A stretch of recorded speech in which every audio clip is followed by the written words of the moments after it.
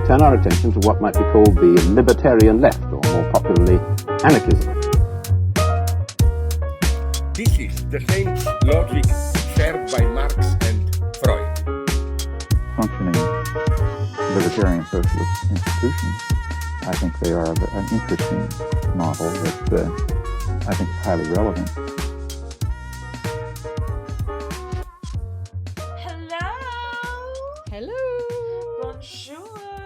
Oh my god, we're coming back from a very prolonged break, I want to say. Yeah, we put out the message. I was in and out of the hospital. I'm feeling a lot better now. I've got a surgery date. All is well for now. For now. No, it was one of those where I was just like, do you need me to come to you? I will. I will hop on a broomstick if I have to and figure out how to fly from there. But we're so happy to be back, and we're coming back into a new world since the last recording. We're recording this in the beginnings of April, and the world is interesting. Katy Perry went to space. I feel like I haven't been bored once. Stuff keeps happening. Like every day. Mm-hmm. The markets, the tariffs. Yeah, the tariffs on an island of penguins. Yeah. But in your illness, I went to the Lake District here in the UK, and it was gorgeous. I was forced to go hiking against my will, and I have never felt more out of shape. And yeah, it was a lot. So while you were ill, I had to face my own reality in that I need to get better at hiking. Yeah. I'm just never ever gonna hike. It's not on the cards for me. I don't see it. Well, now I kind of just want to like fight a mountain, and the only way I can wing is by climbing it, like that Miley Cyrus song. Miley Cyrus. While you were in the Lake District a little bit before this, I've already sent you a message about it. They sent me into an MRI, and I just want to tell everybody that I was in the waiting room and I was freaking out, right? They had this cartoon image of the MRI on the wall. I was like, I'm freaking out. I'm like having a panic attack. My partner's sitting next to me and he goes, oh, you'll only be in there for 5 minutes, I think. I think it'll be fine. And then, obviously, I get in there. I'm laying down. And the guy goes, oh, it's going to be about 30 minutes. What do you mean? What do you mean? And then he was like, I'm not going to put you all the way in. He lied. Liar. Okay. And then, as they were over the earphones, they were like, we've got to put you further in. I just closed my eyes. If I saw the top of that machine, I would have lost my mind. Like, I cannot deal with it. I was shaking when I got out of there. That was the worst experience. Also, your partner also lied to you. What? When I came out, he was like, I'm so sorry. I googled it after you went in, and it said you could go up to 2 hours, and I was like, do you know what, never again. But usually they let you play music or a podcast or something, because I had to have an MRI way back in the day, and I put like a really horrible true crime podcast in the background. Let me tell you, that MRI went quick. They didn't put anything on. They didn't offer me anything. Was it too short? I don't know. But I just had breathing exercises and then just pure MRI machine noises. I wanted to cry. I was like, why are you doing this to me? It sounds like it's electrocuting you. Like, it's horrible. Anyway, so that was my life. So we've been living different lives. I had a nice little holiday, a couple mental breakdowns, but that's the usual. Who doesn't? You had a full body breakdown. Yeah, my body said no more. None of this. Regardless of all the weird things that literally happened to us in the span of a month, a singular month, we did sit down, read-ish, I listened on audiobook, to a sapphic vampire book that Hannah selected for this season. So, Hannah, if you want to take it away. Yeah, this is less of a theory episode today, although we will have theories, but not academic theories, I guess. We tend to have an episode each season where it's a bit more of a relaxed episode, and this is our relaxed episode. and it comes at a good time when we need some relaxation. Yeah, so I knew about Carmilla. I can't remember how I found it out. I've done research on like Sapphism and erotic friendships and all this kind of stuff, so it must have come up at some point. And I've never read it before. I don't think Paola's ever read it before. Have you? No. No. So I'm going to give you a little breakdown of what this book is about, like a very short synopsis. If you want to read it yourself, it's quite short. You could probably read it in a day, half a day maybe. And it's probably available online as well, because it's over 100 years old. Yeah, I'll find a book. I think there's no copyright on it. So if you can find just podcasts, that's what I did. I didn't use an audiobook. It was just a podcast of somebody reading it out. So I'll leave links for it if you want to read it. But it's a 1872 Gothic novel, heavy on the Gothic. Do you know how many times they say that word in this book? They're like, this church, Gothic. This river, Gothic. The trees, Gothic. Gothic. The setting, Gothic. So it's by Irish author Joseph Sheridan Le Fanu, and it's one of the earliest texts of vampire fiction. It predates Bram Stoker's Dracula, which came out in 1897. And interestingly, sometimes Carmilla is kind of subsumed into the Dracula mythos. You might not have heard this before, but I guarantee you've heard of Dracula. And yeah, so an example of this is in the 1936 film Dracula's Daughter. Carmilla is the inspiration for the lesbian daughter of Count Dracula, because Carmilla, lesbian vampire. But people often read Stoker's Dracula as a response to Carmilla. So Elizabeth Signorotti says that Stoker sought to repossess the female body for the purposes of male pleasure and exchange, and to correct the reckless unleashing of female desire in Le Fanu's Carmilla. So, you know, people see Dracula as both doing what Carmilla did, but better, or I would say better. The writing is not my favourite. A lot of description. Yeah, I haven't read Bram Stoker's Dracula in like a decade. I read it as a teen because I was a little goth kid. But from what I remember, the story is a little bit better paced, because there's actually, like, you know, like there's acts and building up intrigue and suspense, whereas Carmilla is a lot more of like a daydream feeling. It's very whimsy. We were speaking off mic about this, but I prefer to listen to it than to read it, because I found reading it a little bit frustrating, because it was just too much focus on like what I consider not to be very important parts of the plot, at least from the first reading. But I really enjoyed listening to it because it added to that dreamlikeness and sensation of the story itself. Yeah. How did you feel about it? And also, like, so it's supposed to be a narration by Laura, who's the main character, of her experience with Carmilla. And so having somebody read it, especially a woman, I had a woman read it, right? It feels like she's reading it to you, right? So it kind of adds to that. I find that better. I was listening to it and reading it at the same time, so that was a bit better for me, because sometimes I lose focus if I'm just listening to an audiobook. Podcasts are fine. Audiobooks I can't do for some reason. It depends on the narrator for me. I really liked the narrator I was using. It was someone on Spotify, and it was sort of like whispery type of narrative, which I think added to it. And I liked the distinction she did for everyone's voice. So I really enjoyed listening to it. Would I read it? I'm not sure. Yeah. So that's our take. Do what you will with that. But the novel was first published as a serial in a Victorian periodical called The Dark Blue in 3 installments. Le Fanu then adds a prologue. So the prologue was in the one that I listened to and read. And I assume your one. I assume people just add it. Yes. Yeah.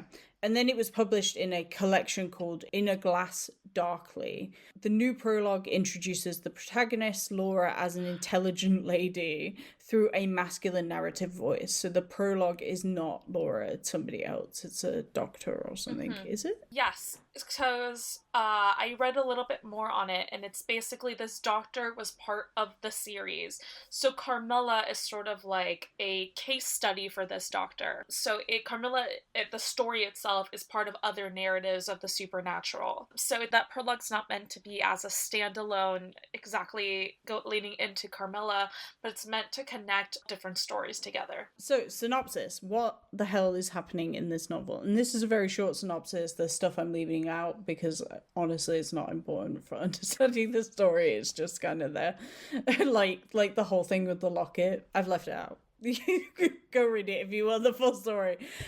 So Laura is a young 19-year-old woman. She narrates the story of being preyed upon by a female vampire named Carmilla. Laura lives with her father, servants, Madame Perrodon and Mademoiselle de la Fontaine at a Schloss, which is essentially a castle in Styria, Austria. So the word Schloss is German for castle. So people think the Reigersberg castle in Styria is an inspiration for this castle. But they receive a letter from General Spielsdorf, who was meant to be visiting them along with his niece, Bertha Reinfeldt, who lived with him, was like a daughter to him, who says he will be kind of postponing his visit because his niece has died. The letter is odd, making kind of vague assertions to devilish forces, but Laura and her father just think that kind of grief has taken his mind.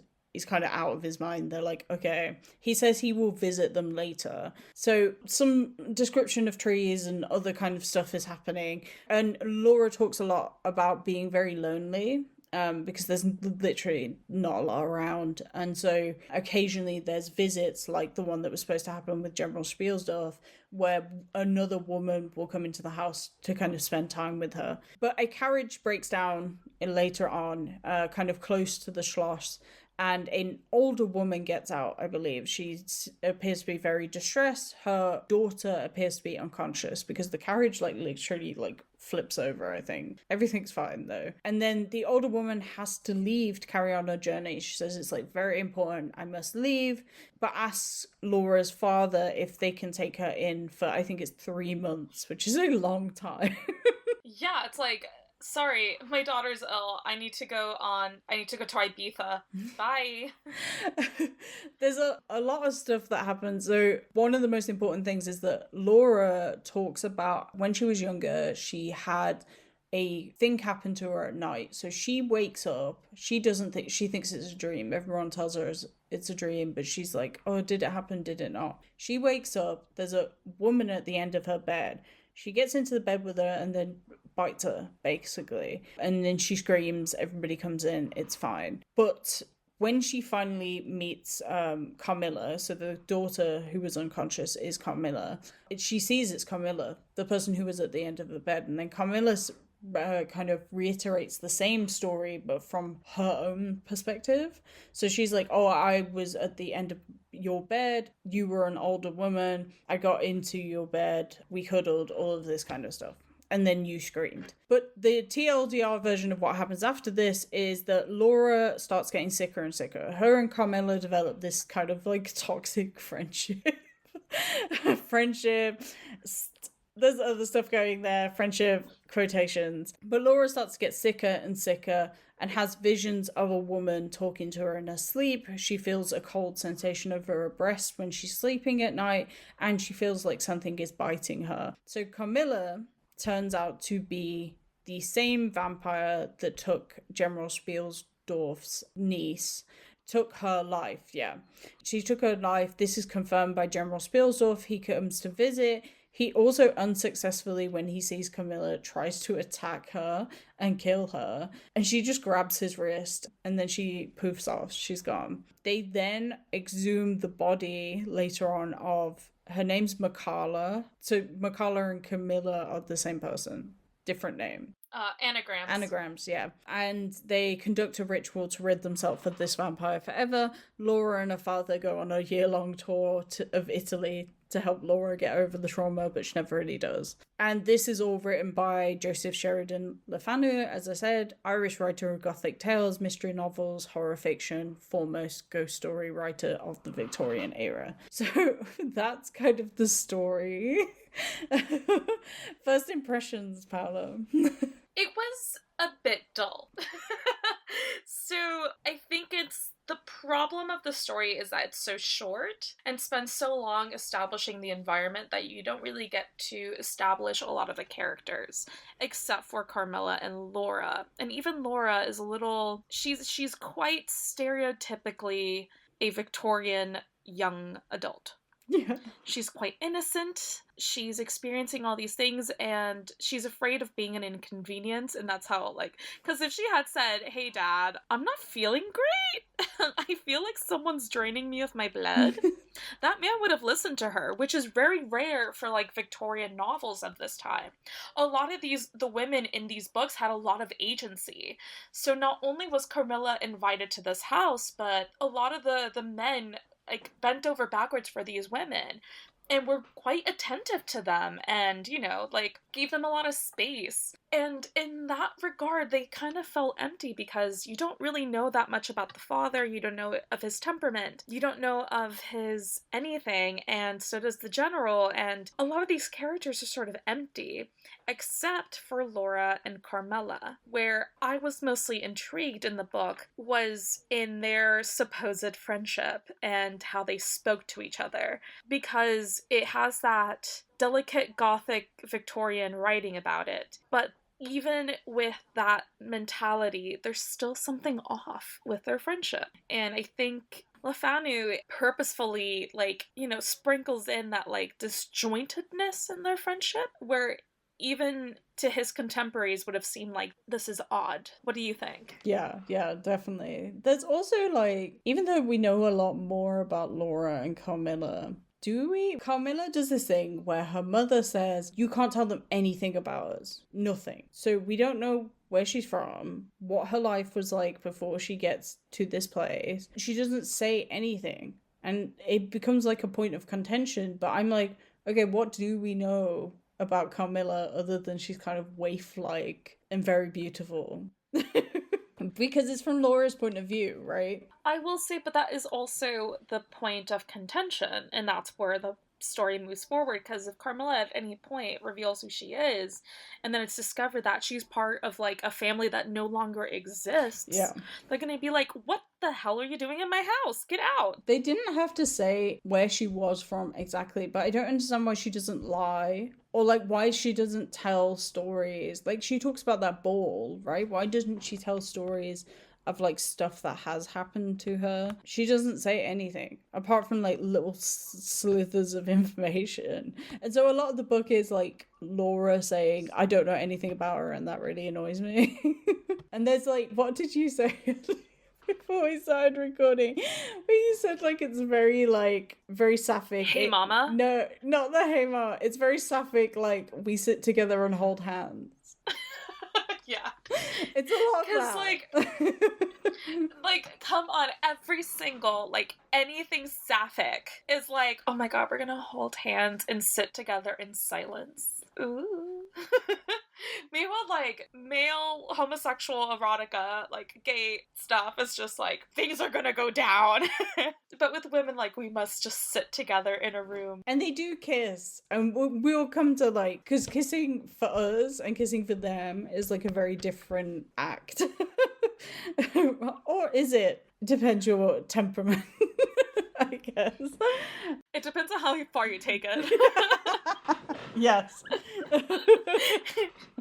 Is it a peck or is it tongue? They've never specified. Exactly. But I kind of want to go into, okay, what was happening in the Victorian time period? Who would have read this? And then we can go into what is a vampire to this time? Like, what purpose does a vampire serve in a narrative, right? Like, why is there a lesbian vampire in like 1872? So, Victorian time period, you've got this kind of birth of reading culture. You have this polite and gallant, enlightened society. The differences between the sexes are massively accentuated in this time period. Women were seen as biologically, physically different. So Carmilla kind of undoes this a little bit, as Le Fanu doesn't see, like you were saying, right? Women are not a possession of men. They don't rely or need men in the way that Victorian society kind of understood women's roles. Carmilla in particular is involved with her victims emotionally and sexually. Is very heavily implied and is able to dominate death in a way that is uncharacteristic of women. There's two kind of example quotes of this. She says at one point, our flesh becomes one. If that's not having sex, I don't know. As some kind of sexual act. Also a bit of a marriage. Yes, definitely. Like very marriage adjacent. And also, I live in your warm life and you should die sweetly into mine. Right? So she emotionally, sexually involved with these women. Her victims are women. Women were usually seen as very overly emotional as well, but Laura shows an uncharacteristic restraint with her emotions. She's able to stop herself at certain points being carried away by Carmilla. But during this time period, you're also getting, even though the differences between the sexes are accentuated, you're also getting women and men more frequently interacting with each other. Women were often hosting things. You get the rise of a kind of reading public for leisure and entertainment. You get commerce. There's a rise of a book market, cheaper books available, many more people could read. You've got things like salon culture, particularly in France, where social gatherings are held in homes, where intellectuals, artists, writers would meet and discuss ideas around literature, philosophy, and the arts, and women and men were socializing with one another here. You get the rise of a commercial book market with new book venues, rise of bookstores, public libraries, venues which people mingle and discuss ideas. You get a lot more mentioning in books themselves of people meeting romantically in these kind of book venues. And you also get the birth of the novel. So the novel was more about representing a kind of fictionalized reality, an image of everyday life, of ordinary people. It included kind of simple colloquial prose, middle and lower class heroes, and stories were found on kind of credibility and realism. The idea was readers were supposed to sympathize with novel characters and locate her or himself in this kind of novel. So Carmilla kind of subverts this. So it's added to this collection in A Glass Darkly, which is meant to kind of articulate that these stories, and we haven't read the rest of them, but Carmilla is this, right, of a distorted mirror image and supernatural occurrence, a dark mirror image of humanity. And so vampires during this time period are meant to kind of express, this is a quote from James Twitchell from The Living Dead, are meant to express various human relationships the artist himself had with the family, with friends and with lovers, and even with the art itself. Vampires also, and Paula will add a bit more to this, it often serves as this kind of complex metaphor. It can be the economic dependence of women, parasitic relationship between the aristocracy and the oppressed middle and lower classes, unrepressed female sexuality, eugenic contamination, novating parent-child relationships, and sexual relationship deemed subversive or perverse in hegemonic discourse, primarily because of this kind of drinking blood, preying on innocent victims, all of this kind of stuff. So, Paula, you have many more things to add about what the vampire is. Yes, so I am pulling up my notes. Okay, doke.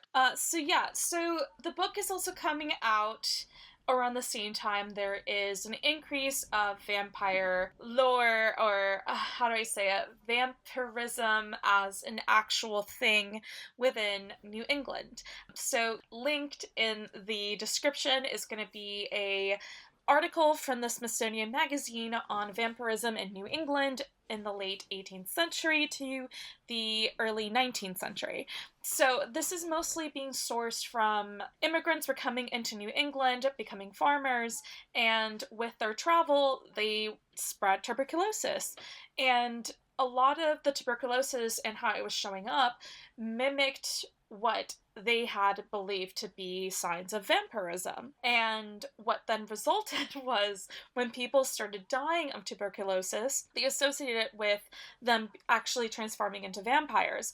So a lot of these farmers would then dig up bodies, they would set them on fire, they would decapitate them, they would do all of this. And it's also rumored that the process that basically was happening to the body and how people were processing the death of tuberculosis was also witnessed by Bram Stoker himself. And that's how he had firsthand accounts as to how people react and deal with the corpse.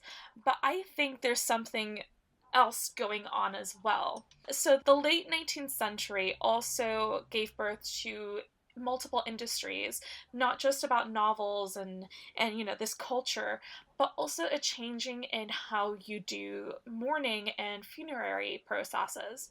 So this is also the beginning of the funeral industry and of preservation of the body being outsourced to someone else and it being a capitalistic endeavor.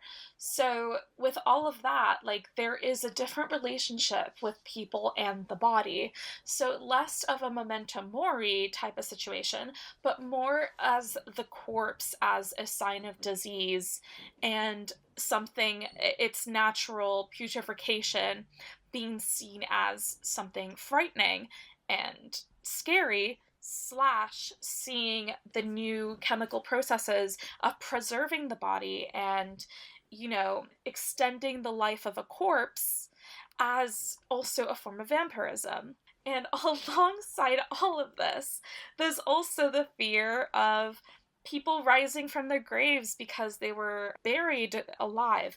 Not many cases actually prove that this was a real thing, but nevertheless, Victorian peoples at that time thought that could actually happen.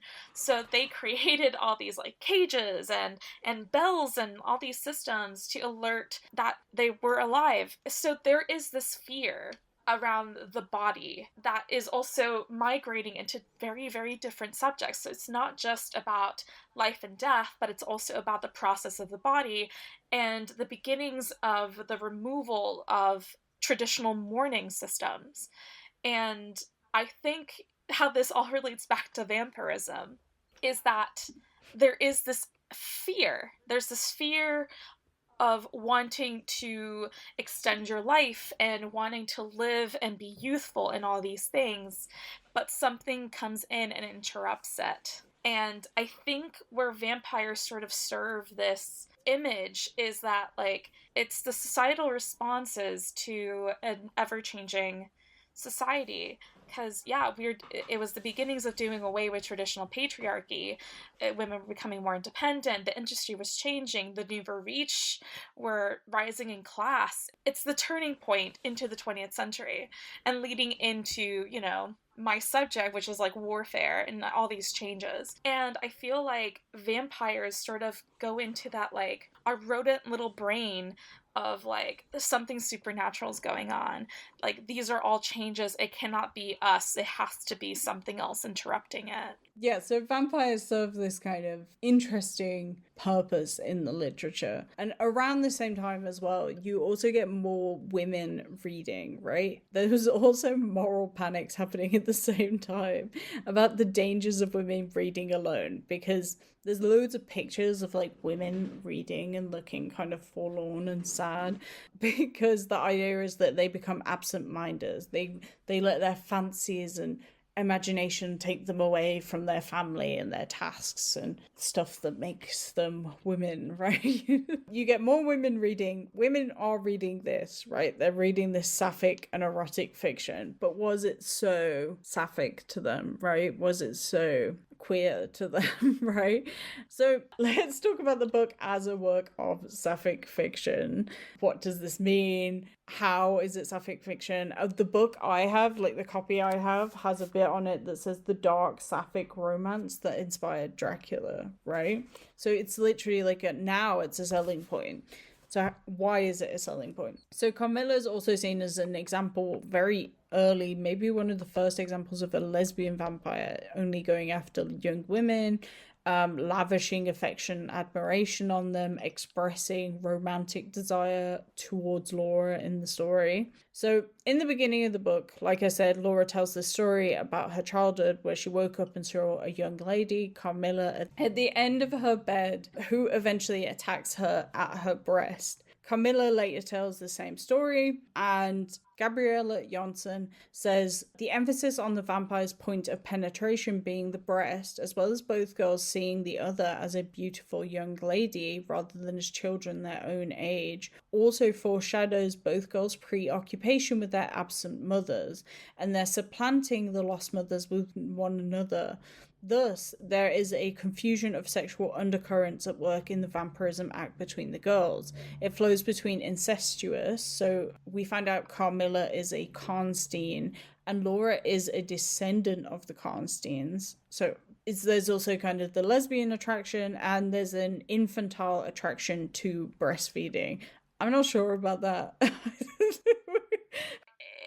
It's quite Freudian. Yeah. But the arbitrariness of the girls' attraction to one another, being at once each other's lovers, mothers, and daughters, further serves to blur the boundaries of this kind of unstable storyline. So, yeah. What do you think about all of that?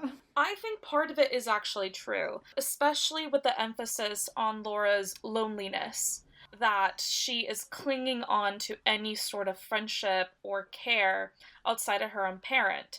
Her father is extremely sweet and doesn't seem to have anything evil behind him, but he's not a friend. He's not a companion. And not once does she mention any, like, gentleman suitors or anything like that.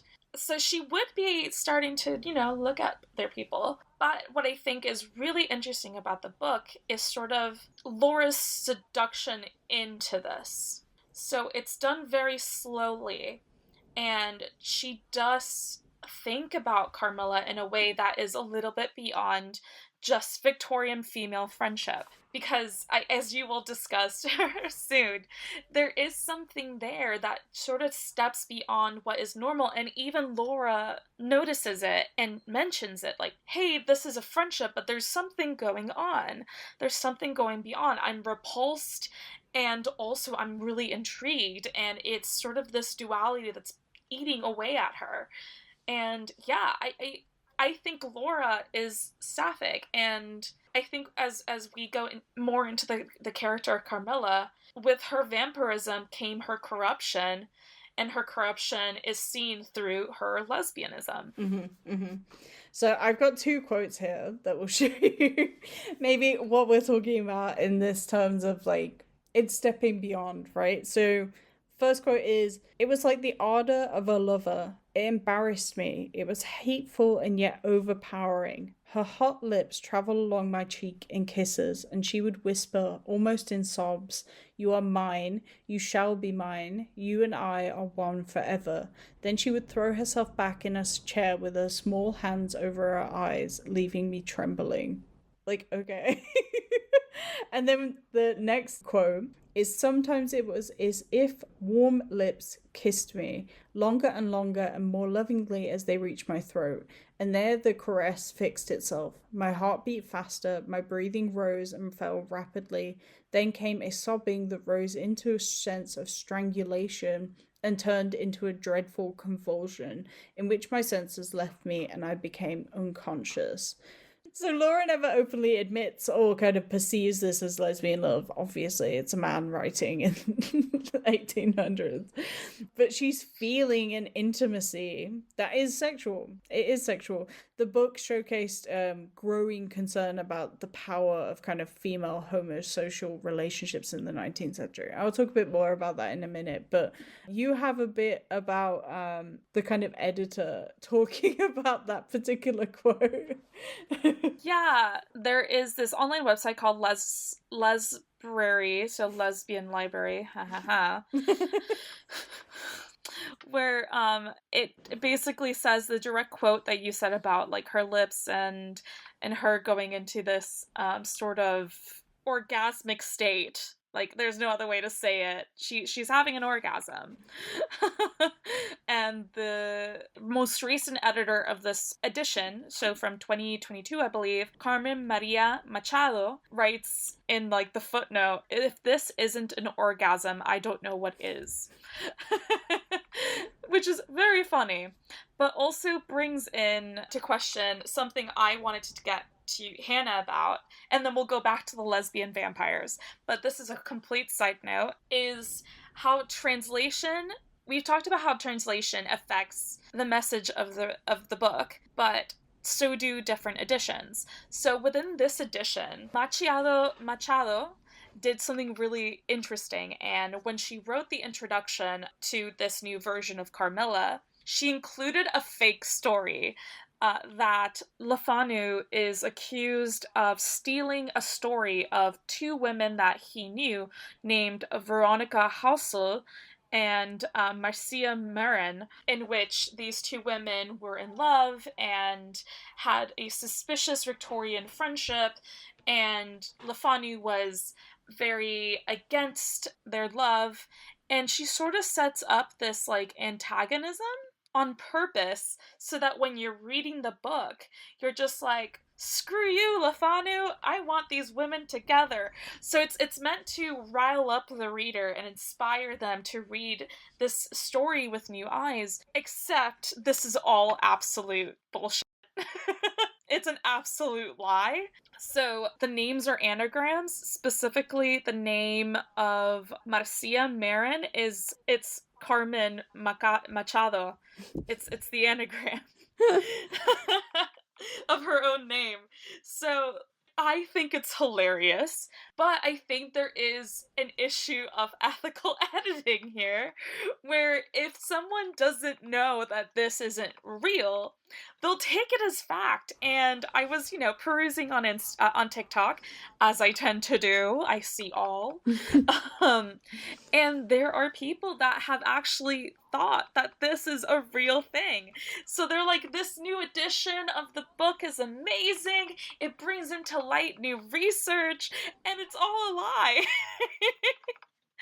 And I think it's both a really interesting premise to a kind of boring story, adding a little bit more of that, like, sapphicness and more reading into that. But, like, my partner pointed out, so I don't claim this as my own, he claims that, like, hey, but that's also erasing, like, what is considered to be a Victorian style of writing and a Victorian style of friendship, where it's challenging you to read between the lines, and that's the purpose of this. And it's erasing its setup, it's erasing its setting, it's taking away what is basically the point of the text, which is there is something monstrous happening here, and that monstrosity is the lesbianism. How do you feel about that? I think it's really interesting that somebody's just, like, making information up, especially if, like, people take it as fact.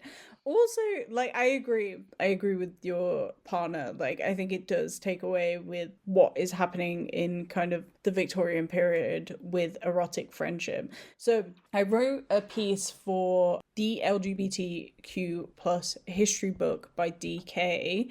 I contributed quite a number of pieces, and I wrote a much longer piece on erotic friendship. Now, it was very hard to write this piece for an LGBTQ plus book because it's erotic friendship. It's friendship at the end of the day, right? There is kind of queer elements, but these women were friends. And so it was difficult to write, but I'm going to read a few kind of segments that I think kind of give you the general impression of what's happening. So I said it's difficult to put into words the intensity of women's friendships in the 16th through to the 19th centuries, mainly because the way we communicate and form connections today has evolved drastically. The phenomenon of erotic and/or romantic friendship took place in Europe and America, and the context during this time meant that women were often encouraged to form these kinds of connections. Women and men formed same-sex connections as there were heavy restrictions on the relationships women and men could have with each other, which meant they rarely often socialized or spent time together even after marriage. So erotic or romantic friendship then were formed between women throughout their lives, with women often connecting with a singular woman at a time and remaining faithful to them and their friendship. This often took the form of two friends who were extremely emotionally connected, with this sometimes bordering on the physical. This physical aspect usually took the form of hand-holding, cuddling, hugging, kissing, sharing a bed, and sometimes even breast fondling, which happens a lot in this book. But these relationships usually did not involve genital contact, as far as we know, right? We don't know all of it. We know about these connections because women used to write a large amount of letters, diaries, poetry, and fiction to one another, articulating their emotional connection, with the usual topics of conversation being how much they desired one another and wished to be in one another's presence. And this desiring, like, I read so many of these letters, like, nobody has loved you like these women love each other, right? So I've got some examples here. This first quote comes from a letter from a woman named Mary Hallock Foote to Richard, congratulating him in his marriage to Helena, who is her friend, from September 23, 1873. She says, "Do you know, sir, that until you came along, I believe she loved me almost as girls love their lovers. I know I loved her so. Don't you wonder that I can't stand the sight of you." Crazy. Another letter from Addie Brown in a letter to Rebecca Primus, 30th of August, 1859. "I don't want anyone to kiss me now. I turned Mr. Games away this morning. No kisses is like yours." Right? So these women were like, these letters, you should go and find some of these letters. They're so good. I'm going to put a few links to articles that I used for this piece. But you have in the 20th century this discovery of lesbianism, right? Because we know a lot about homosexual men or queer men or same-sex relationships between men because there was legal restrictions put on them. But people didn't think women could have sex with each other because there was no penetration. There was penetration. There's dildos existed long before, right? Yep. But you have this kind of discovery that women were having sex with each other, and in the kind of many guises that it can happen. And so you have this kind of pathologizing and labeling of same-sex relationships in the 20th century, kind of in the mid to late 19th century as well. This means that lesbianism was started to treat more as an illness or as sinful. So when we're reading Carmilla, that is kind of what he's picking up on, these kind of homosocial relationships. So whilst I think it is a very Carmilla and Laura were getting down, right? Yeah. Yeah. Especially from Carmilla's end. Like, she didn't have to bite her breasts, and yet she did. That was a choice. Carmilla was fondling breasts around the town. That's what you need to know. That icy touch. She often wasn't even biting them. Like, Laura would talk about having icy touches, right? Also, to kiss Laura and to be like, "You're mine, you shall be mine, you and I are one forever." Hello? Ladies, is that friendship? Is this gay? I'm gonna start doing that to you. I'm just gonna start holding you close and being like, "You're mine. You're mine." Say, would you do it with your friends? Question for the age. Well, never done that before in my life. But back to this, like, Carmilla had choices. She could have just drained the blood of anyone. And she was like, only women, only young women. And she was draining the blood of everyone. This is a question that you gave to me earlier. Is Carmilla, like, does she really like Laura like that? Or is Laura kind of like a fling to her? And then how does Laura feel? Laura is fun prey to her, in my opinion, because she is easily, like, Carmilla is easily going around town and being like, "Hello, young lady. now you're dead. Goodbye. But she purposely goes into the houses of quite wealthy and well-known people. Like, they live in castles. And she's like, challenge accepted. Like, she's using her knowledge of aristocracy because she knows how she gets into these people's houses. So she's just like crashing new houses and seducing the young women, and when they die, she dips. Like, and like when she says, I live in your warm life and you shall die sweetly and die into mine. Laura is obsessed with this woman for the rest of her life. What do they say? Your first lesbian relationship will ruin you. That was Laura. Honestly, like, without getting too into my own personal life, yeah. But it's true. So Laura, because Laura knew it was her. Laura knew. Laura didn't think it was that bad, but Laura knew that it was her at the edge of her bed the entire time. She's like, I know it's her, and I'm not going to tell my daddy because he's going to put a stop to it. She wanted this to continue. She knew that she was prey, and she wanted to be prey. So when Carmilla, quote unquote, dies, because we don't think she is, there is a mourning because she knows, like, it's an unrequited love. I feel like the character of Laura is far smarter than she appears to be on the surface. I think she knew what was happening, and she was giving into it because she knew that this was the only way to fulfill that part of her that was beyond just a friendship, but she didn't have the words for it because it doesn't exist to her. And with Carmilla's death, it's never going to be the same. She's never going to have that connection. There's still that lingeringness. There's still that sensation that she's still with her. And yeah, it just sort of ends like that, just her continuing that longing. So, friendship. So there's two kind of open-ended conclusions, right? There's the question of, does Laura eventually become a vampire? And is Carmilla still alive? So let's start with the first question. There's that quote again. I'll say it again. This is Carmilla to Laura.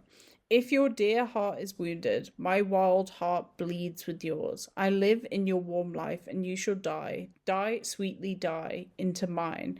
I cannot help it. As I draw nearer to you, you in turn will draw near to others, and learn the rapture of that cruelty which yet is love. So people kind of use this quote to say Laura could be, like, that's what Carmilla is talking about, like, I'm turning you into a vampire. And essentially, when she's getting sick, that could be her turning into a vampire. Who knows? Yeah, but she would have to experience death. But she does die. She does die, right? So the doctor who's writing at the Laura? beginning, he says she's dead by the time the story is published. Yeah, but like it's a bit ambiguous as to how and yeah, when. It doesn't say how she died. He just says, I was anxious on discovering this paper to reopen the correspondence commenced by Dr. Hazelius so many years before, with a person so clever and careful as his informant seems to have been. Much to my regret, however, I found that she had died in the interval. But they don't say how yet. How did she die? I want to think that she didn't turn into a vampire, and that's what she regrets. Yeah. Do you think Carmilla would have turned her into a vampire, or do you think she would have just killed her?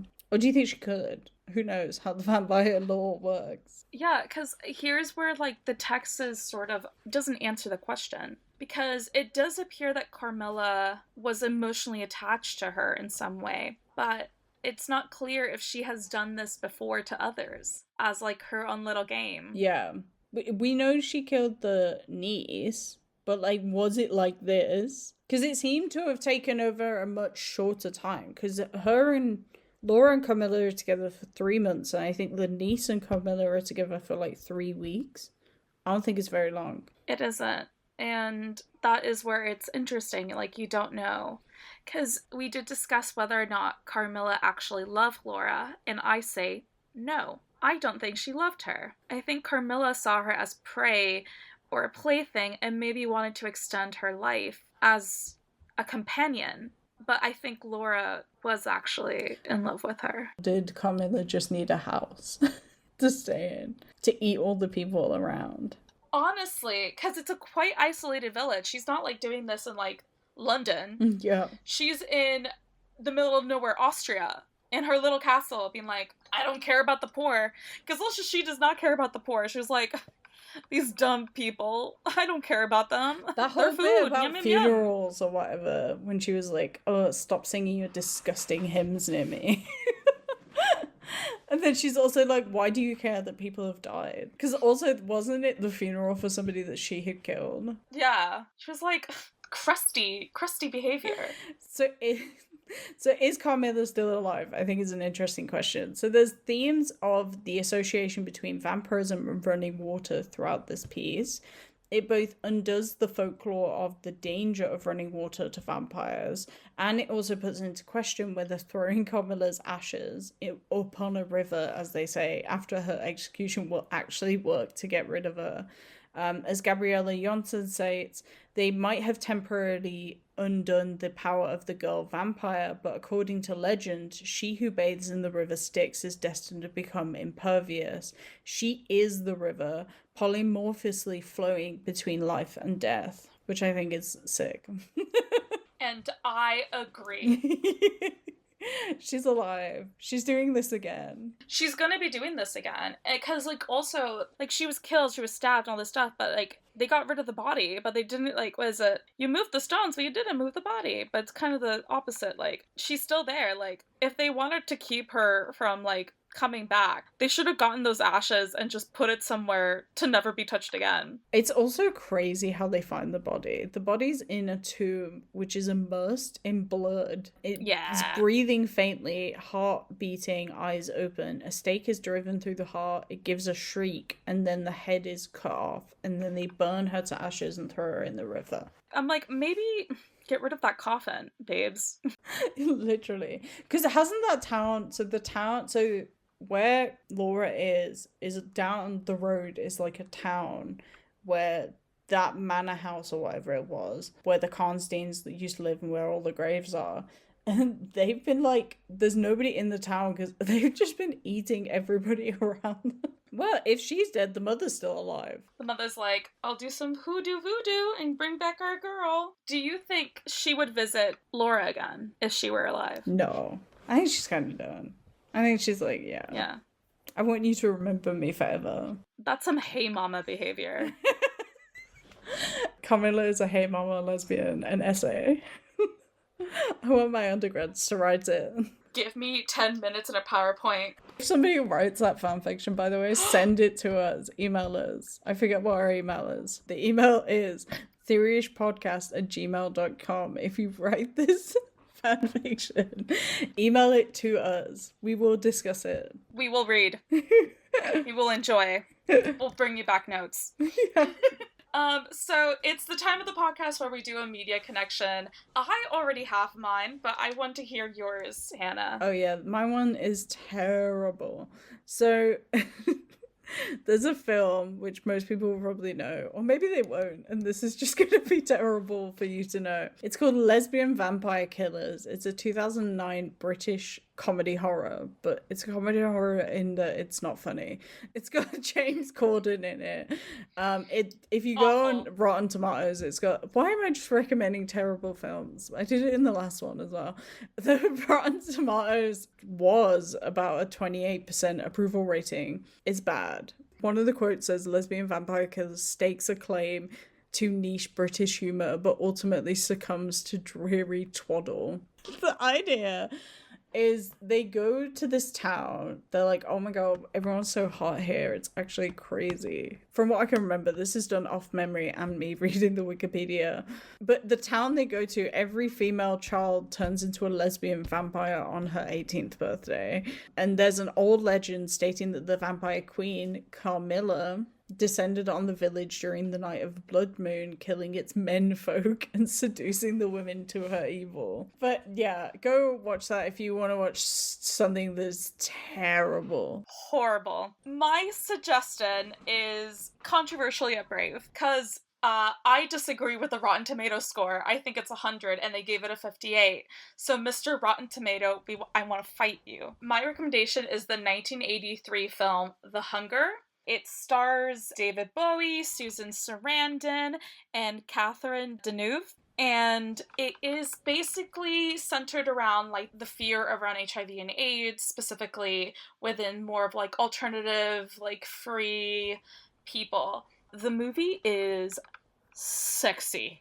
It is erotic. Like, if you wanted Carmilla to have more than hand-holding, this is the film for you. There is sapphic context in here.